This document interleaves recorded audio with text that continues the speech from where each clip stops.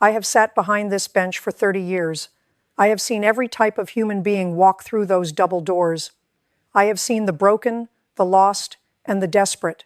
But what I cannot abide, what truly grates on the nerves of this court, is the kind of arrogance that thinks wealth acts as a shield against reality. The courtroom was quiet, save for the distinct, rhythmic clicking of high-end heels against the marble floor. That sound, measured, deliberate, and entirely lacking in humility, told me everything I needed to know about Vanessa Thorne before she even reached the plaintiff's table. She wore a designer suit that likely cost more than the average annual salary in this state. Her hair pulled back with such severe, clinical precision that it looked like a battle fortification. She didn't look at the gallery. She didn't look at the bailiff. She certainly didn't look at the man sitting across from her, a quiet, middle-aged man in a faded button-down shirt who looked as if he hadn't slept in weeks. Vanessa Thorne sat down, placed a leather-bound planner on the table with a sharp slap, and looked up at me. It wasn't the look of a defendant. It was the look of a client at a spa waiting for a service she had already paid for. I reviewed the case file. It was a civil harassment and assault suit, brought against Miss Thorne by a local landscape architect, Mr. Elias Vance. A simple dispute over property lines and a gated entry that had spiraled into something much, much uglier. I leaned forward, peering over my glasses. "Miss Thorne," I began, my voice steady, the courtroom instantly still. "Do you understand the nature of these proceedings? You are being sued for damages resulting from an incident that occurred on July 14th. Vanessa didn't lean in. She didn't adjust her posture. She simply tilted her head, a smile touching her lips that was more of a sneer. "Your Honor," she said, her voice dripping with that particular polished condescension that only comes with generations of unearned privilege. "I honestly don't know why I'm here. I'm a VIP. My time is not meant to be spent in a dusty room like this. I don't do rules, and I certainly don't do petty squabbles with people who don't understand how the world works." The gallery gasped. A ripple of disbelief moved through the room like a cold breeze. I didn't blink. I didn't raise my voice. I never do. I simply adjusted my glasses, feeling the familiar cold stillness settle into my bones. "You don't do rules, Miss Thorne?" I asked, my voice barely a whisper, yet it carried to every corner of the room. "Is that what you told the officer when you were arrested?" Her smile didn't flicker. "I told him he was wasting his time, and I'm telling you the same." She was so sure. She was so convinced that her status, her lawyers, and her bank account had rendered her untouchable. She didn't realize that in this room, none of that matters. She didn't know that I had already watched the evidence. She didn't know that her entire world was about to be dismantled, piece by piece, over the next 10 minutes. She looked at me, waiting for me to be intimidated. She was waiting for me to back down. I simply folded my hands on the bench. "Miss Thorne, in this courtroom, the only VIP is the truth, and it is about to have its day." "Mr. Vance," I said, my voice cutting through the stifling tension in the room, "you may present your opening statement. Keep it focused on the facts of the July 14th incident. We are not here for character assassination. We are here for property rights and the documented behavior of the defendant." Elias Vance stood up. He was a man who worked with his hands, and it showed. His knuckles were raw, his posture slightly hunched from years of drafting plans over blueprints. He opened his folder, his hands trembling slightly, not out of fear, but out of a profound sense of injustice. "Your Honor," he started, his voice quiet but resolute. "Miss Thorne purchased the adjacent property 3 months ago. From day one, she made it clear she didn't want any commotion near her perimeter. She installed a gate, not just on her driveway, but partially blocking the easement that provides access to the municipal utility line behind our homes. When I attempted to inform her that she was in violation of the county property code, she didn't just ignore me. She escalated." Vanessa didn't wait for him to finish. She let out a sharp, audible laugh, tossing her head back. "Violation of the county code? Please. That easement is on my land. I have a right to secure my own property. I have a security team, Mr. Vance. I don't need a landscape architect trying to play sheriff on my dime." I slammed my hand down, not to silence the room, but to demand immediate order. The sound echoed off the wood paneling, sharp as a gunshot. "Miss Thorne," I barked. The smile vanished from her face, replaced by a flash of genuine irritation. "In this courtroom, we speak when we are spoken to.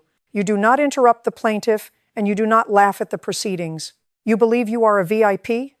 In my courtroom, you are a litigant, and if you continue to act as though this is a private club, I will have the bailiff escort you to the holding cell until you learn how to behave like a civilized member of society." She stared at me, her mouth slightly agape. It was the first time she looked truly uncomfortable. She had expected to be handled with the kid gloves she was used to in her private life. She didn't know that my patience for entitlement expired years ago. "Continue, Mr. Vance," I commanded. "Thank you, Your Honor," Elias said, gaining confidence as he saw the judge holding the line. "On July 14th, I went to move the construction markers from the easement area. Miss Thorne exited her vehicle, a $150,000 SUV, and blocked my path. She told me that if I touched those markers again, she would ensure I never worked in this county again. She then proceeded to pour the contents of her iced coffee over my blueprints and my equipment. She told me I was nothing more than a glorified gardener." Vanessa leaned forward, her composure returning. "Your Honor, that is a gross exaggeration. He was trespassing. I was protecting my investment. His equipment was an eyesore. I simply removed what shouldn't have been there." "You poured liquid over a man's professional equipment because you found it an eyesore?" I asked, my voice dangerously low. "It was an inconvenience," she retorted. "And people who are inconveniences to me don't get to dictate how I use my own land." The courtroom felt suffocatingly small. She was openly admitting to the behavior, not out of a lack of intelligence, but out of a profound lack of shame. She thought the justification of her status was enough. "Miss Thorne," I said, leaning over the bench, my eyes locked on hers. "We are going to take a look at the police body cam footage from the responding officer. Let's see if your definition of inconvenience matches the law." She didn't flinch. She crossed her arms, clearly believing that whatever was on that tape would be framed to her advantage. She had no idea what was coming. The bailiff wheeled the monitor to the center of the courtroom. The room was so quiet you could hear the hum of the air conditioning, a stark contrast to the chaotic noise of the incident itself. I clicked the remote. The screen flickered to life, showing the sun-drenched easement, but the scene was anything but bright. The footage was crystal clear. You saw Mr. Vance, the landscape architect, standing quietly by his truck, holding a clipboard. He looked patient, almost overly so. Then, the massive black SUV pulled up. Vanessa Thorne stepped out. She didn't look like a woman in a property dispute. She looked like an empress surveying a peasant village she intended to raze. She wasn't just annoyed, she was incandescent with that specific, sharp-edged rage that only the truly pampered possess. The microphone captured the audio perfectly. "You're standing on my private property," she barked, her voice shrill, cutting through the peaceful afternoon. "I told you, I don't care about your county codes.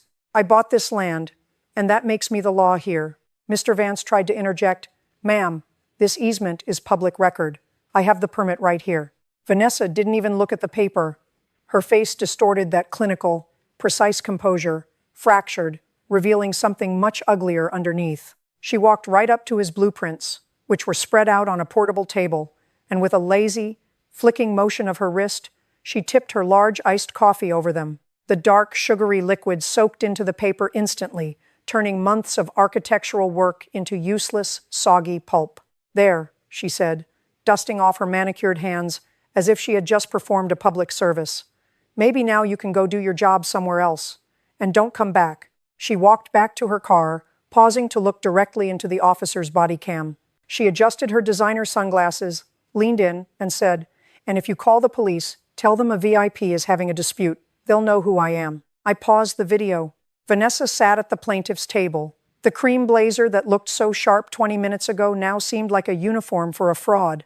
Her face had gone deathly pale. The smug, amused smile she had worn upon entering the courtroom was gone, replaced by a tight-lipped, fearful mask. She looked at me, her eyes darting between my expression and her attorney, clearly hoping I would see this as a private matter or a minor misunderstanding. "Miss Thorne," I said, my voice echoing the gravity of what we had just witnessed. "You sat in that chair and told me you don't do rules. You told me you are a VIP. Well, let me educate you on how the real world functions. The law doesn't recognize VIPs when they are committing vandalism. The law recognizes facts, and the fact is, you didn't just protect an investment. You committed a criminal act of vandalism and harassment. You thought your name, your status, and your bank account would serve as a get-out-of-jail-free card. You were wrong. You weren't protecting your land. You were feeding an ego that has grown far too large for this courtroom, and frankly, too large for this society." The gallery was silent. The weight of the moment hung in the air.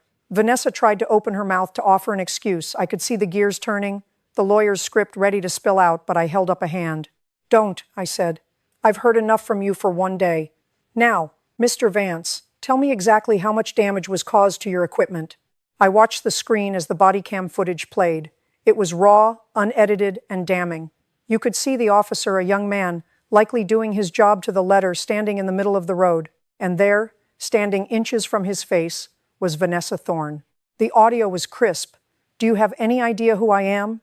Vanessa's voice, captured on the recording, was not the measured, sophisticated tone she used in my courtroom. It was shrill, desperate, and filled with a frantic, unhinged energy. I'm a VIP. I don't do rules. And I certainly don't do roadside chats with officers who have clearly forgotten their place. The courtroom was so quiet you could hear the faint whirring of the cooling fans in the monitor. On screen, the officer remained calm, his voice steady. Ma'am, the law applies to everyone. You are obstructing traffic and blocking a municipal easement. I am securing my investment, she screamed back. Call my attorney, call the mayor, call whoever you want. Just get this person off my property. She gestured toward Mr. Vance, who was standing a few feet away, holding a broken piece of his equipment. She looked at the officer with such profound, naked disgust that it made the spectators in my gallery shift in their seats, visibly uncomfortable. I paused the video again. I looked over my glasses at Vanessa. She was staring at the floor now, her face flushed a deep, blotchy red. The VIP act was crumbling, and she knew it. Miss Thorne, I said, my voice cutting through the silence like a scalpel. You just heard yourself. You just saw how you treat a public servant and a private citizen. You aren't arguing about property lines here. You aren't arguing about land rights. You are arguing for your right to be a bully because you believe your bank account elevates you above the common decency required of every other human being in this country. She tried to regain some composure, pulling her blazer tight around her. Your Honor, I was stressed. I have a company to run. You have no idea the pressure I'm under. Pressure? I laughed. A short, dry sound that had no humor in it. Miss Thorne, I have presided over cases involving parents who have lost children, veterans who have lost limbs, and people who have lost their entire life savings. None of them, not one of them, used their personal pressure as an excuse to assault a neighbor or berate an officer of the law. You aren't pressured, Miss Thorne. You are spoiled. The attorney sitting beside her tried to interject. Your Honor, the defendant's character is not. I didn't let him finish. Her character is the only thing on trial here, Counselor. Her character and her total disregard for the rules that keep the rest of us from descending into anarchy. She chose to be a VIP. Well, today, in this room, she gets to be exactly what she earned. I turned back to the screen. There was more footage to go. And from the look on Vanessa's face, she knew exactly what came next the moment she tried to offer the officer a bribe to make the report go away. The courtroom erupted into a flurry of murmurs. Vanessa Thorne sat perfectly still, her face drained of all color, the expensive foundation she'd applied that morning now looking like a mask of failure. She wasn't a VIP anymore. She was a woman caught in the act of trying to pervert justice. The sheer audacity of her bribe attempt, offering money as if the officer were a valet parking her car, had stripped away the last veneer of her supposed status. You see that, Miss Thorne? I asked, my voice cutting through the rising tide of murmurs. I didn't look at the screen. I looked straight at her. You see how small you look right now? You thought the world was a vending machine you put in money, and you get what you want. You thought the law was a product you could put on your credit card. You were wrong. She blinked, struggling to find a response. The sophisticated, composed woman who had entered my court with such disdain was now reduced to a trembling, cornered defendant. She opened her mouth to speak, then closed it, realizing that anything she said would only serve as another nail in her coffin. I was trying to avoid the hassle, she stammered, her voice thin and brittle. I didn't mean anything by it. I leaned forward, my hands flat on the desk, my eyes boring into hers. You didn't mean anything by it? You offered a bribe to a sworn officer of the law. That is a felony. You don't get to not mean anything by a felony, Miss Thorne. You seem to exist in a world where actions don't have consequences, where your wealth acts as a permanent firewall against reality. That world does not exist in this courtroom. In here, actions have weight, and your actions, they are heavy. The plaintiff, Mr. Vance, sat across from her.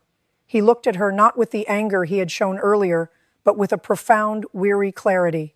He had endured months of her bullying, her lawyer's threats, and the slow drain of his financial resources, all because he stood up for the simple truth of a property easement. Now, the power dynamic had shifted completely. She had walked in here expecting to own the room, but the evidence had exposed her as a common criminal, caught in a trap of her own making. I turned my focus to her attorney, a man who had spent the last hour looking increasingly uncomfortable in his own skin.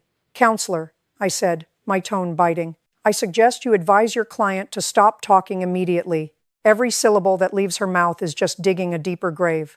Do you have any further evidence, or are we finished with this pathetic display? Because the look on your client's face suggests she's finally realized that her checkbook isn't going to save her today." The attorney leaned in, whispering urgently into her ear. Vanessa nodded, her eyes downcast. She finally understood. The game was up, but I wasn't finished yet. There was still the matter of the property damage, and I intended to make sure the judgment was as stinging as her own behavior. Mr. Vance cleared his throat, his voice steadying as he looked down at the documents in his folder. "Your Honor, the initial damage was to the equipment, the transit level, the laser measure, and the specialized drafting laptop. But the true cost was the contract for the Riverside project. Because of the delay caused by the police intervention and the need to clear my name, I was flagged for a breach of contract by the developer. They didn't care about the harassment. They only cared about the deadline I missed while giving statements to the police." Vanessa rolled her eyes, a gesture that was clearly intended to be seen by the cameras. "Oh, boo-hoo. You lost a contract because you're incompetent at managing your own schedule. That is not my problem. My property, my rules." The courtroom temperature dropped 10 degrees. I leaned forward, my gaze fixed on Vanessa with the intensity of a laser. "Miss Thorne," I said, the venom in my voice perfectly controlled, "when you decided to act like a spoiled child, you didn't just ruin a few pieces of paper.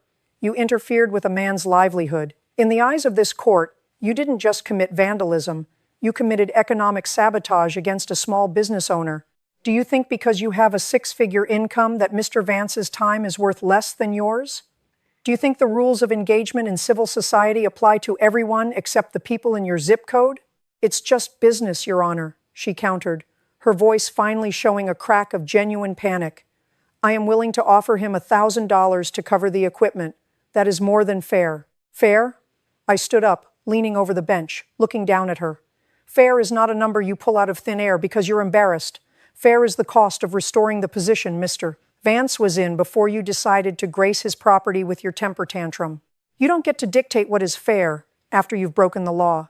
I looked at the invoices presented by Mr. Vance, the itemized list of replacement costs, the documented loss of the contract, and the legal fees. It was extensive, but it was legitimate. Every single dollar was accounted for, and every single dollar was a direct result of Vanessa Thorne's inability to treat a human being with basic respect. "I have reviewed the numbers, Miss Thorne, and here is what you are going to do. You are going to write a check for the full amount of the damages, $14,250 to Mr. Vance, and you are going to do it by the end of this session. Furthermore, if you ever set foot on his property or contact him again, I will not be using a gavel to handle the situation. I will be using the full weight of the bench to ensure you spend your next vacation in a local correctional facility. Are we clear?" She sat there, frozen. The VIP had just been handed a bill, and for the first time she looked like she might actually pay it. The reality of the situation finally seemed to pierce through the armor of her arrogance. She looked at her attorney, desperate for a lifeline, but he simply looked at the floor. Even he knew when the game was lost. "I asked you a question, Miss Thorne. Are we clear?" "Yes, Your Honor," she whispered, the words barely audible. "Good. Then get the checkbook out. We aren't going anywhere until that debt is settled. Get your checkbook out, Vanessa." My voice was calm, but it held the weight of a sledgehammer. The courtroom was dead silent. Vanessa Thorne, the woman who had walked in radiating an aura of untouchable status, was now a pale, trembling figure at the plaintiff's table. Her designer handbag, once a symbol of her VIP stature, now sat discarded on the floor like a forgotten prop. She hesitated, her fingers fumbling with her purse. She looked at her attorney, but he had retreated into his paperwork, distancing himself from her inevitable downfall. He wasn't going to save her now. No amount of legal fees could buy back her reputation after that bodycam footage. "I said, get your checkbook out," I repeated, not raising my voice, yet the authority in the room spiked. This was the moment where privilege collided with the raw reality of the law. I had seen this trajectory countless times before, the arc of a person who believes they are above the moral standard of society finally hitting the ground. Vanessa pulled out a slender checkbook. Her hands were shaking, not with the indignation of a woman wronged, but with the stark, humiliating realization of defeat. She scribbled the numbers, the pen scratching against the paper loudly in the silence. She tore the check out and placed it on the evidence table, not looking up. Mr. Vance walked over, his movements slow and deliberate, and picked up the check. He didn't gloat, he didn't smile. He simply nodded at the document, a quiet acknowledgement that, at long last, the scales of justice had been leveled. "This doesn't fix what you did, Miss Thorne," I said, leaning back in my chair, watching her. "It doesn't fix the damage to Mr. Vance's business. It doesn't fix the stress you caused his family, and it certainly doesn't fix your character. Money is just a tool for restitution, but it cannot buy back the integrity you threw away on that county road." She stood up to leave, her movements robotic. She didn't look at me, and she certainly didn't look at the gallery. For the first time all day, she seemed to realize that the VIP treatment she had demanded her entire life was a lie. In the real world, actions have consequences, and today, those consequences were delivered in full. "One more thing," I called out as she reached the doors. She stopped, her hand hovering on the handle. "Don't ever confuse being feared with being respected. You have been feared your entire life, and that is why you are standing here alone today. Respect, Miss Thorne, is something you have to earn, and you haven't even begun to pay for that." The door swung open, and she vanished into the hallway. The tension in the room seemed to evaporate, replaced by the collective exhale of people who had witnessed a rare, satisfying collapse of unearned privilege. Mr. Vance walked toward the exit, a weight clearly lifted from his shoulders. Justice had been served, not because he was rich or powerful, but because the truth was patient, and today it had finally been heard. The courtroom felt different once Vanessa Thorne had exited. The heavy, stagnant air of her arrogance had been replaced by a sense of quiet equilibrium.